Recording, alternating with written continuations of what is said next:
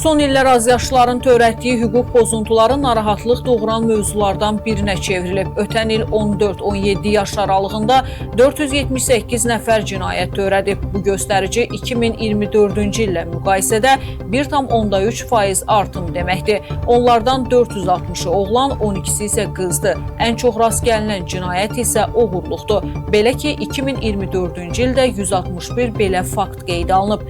Bəs yeniyetmələr arasında cinayətlərin artmasının səbəbləri nədir?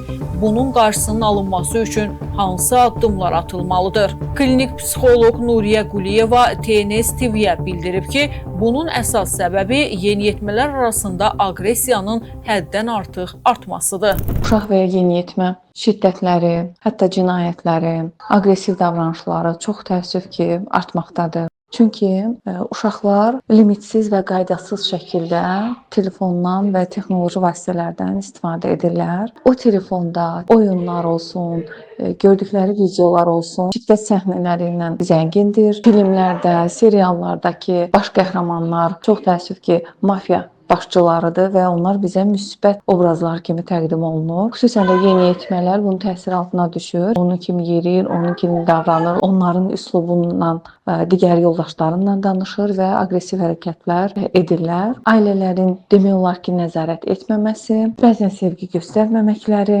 yalnız maddi olaraq onları təmin etməkləri və psixoloji, mənəvi tərəflərini nəzərə almamaqlarından irəli gəlir. Yuxu problemlərinin olmağını önə çəkmək istəyərdim. Deyərdim ki, ən böyük təsir edən amillərdən biridir. Çünki yuxusuzluq bir sıra problemlərin yaranmasına gətirib çıxarır. Mərkəzi sinir sistemi bir növ oyanıq bir vəziyyətdə olur, həssas olur və hər bir hadisəyə qıcıqlanır və reaksiya verir. Psixoloq Ayşən Bayramova isə qeyd edib ki, yeniyetmələr arasında cinayət əməllərinin bir neçə səbəbi var. Bunlar həm psixoloji, həm bioloji, həm də sosial amillərlə bağlıdır. Uşaqlar və yeniyetmələr davranışları əsasən müşahidə və təqlid yolu ilə öyrənirlər. Və əgər ailədə, yaxın çevrədə və yaxud da mediada problemlərin aqressiya ilə həll olunduğunu görürlərsə, artıq bu aqressiv davranışları normal davranış modeli kimi mənimsəyə bilirlər. Bunlarla yanaşı bir çox yeniyetmə çox təəssüf ki, emosiyalarını sağlam şəkildə ifadə etməyi, konflikt zamanı dialoq qurmağı öyrənmir və bunun nəticəsi olaraq artıq ünsiyyət bacarıqları zəif formalaşdığı üçün aqressiv davranışların ehtimalı artır və paralel olaraq emosional tənzimləmədə çətin çəkən yeniyetmələr də yenə də problem həll etmək üçün aqressiv davranışlara, sağlam olmayan davranışlara yönələ bilirlər. Ailə daxilində davamlı konflikt, emosional laqeydlik və yaxud da zorakı ünsiyyət formaları və eyni zamanda həddindən artıq təzyiqin olması və yaxud da ümumiyyətlə sərhədlərin olması da riskləri gücləndirən amillərin sırasındadırlar.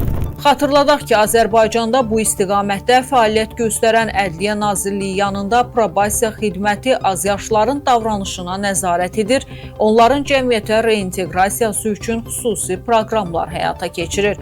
Bəzi hallarda isə azyaşlılar xüsusi tərbiyə müəssisələrinə yerləşdirilir. Burada onlar həm təhsil, həm də psixoloji dəstək alırlar.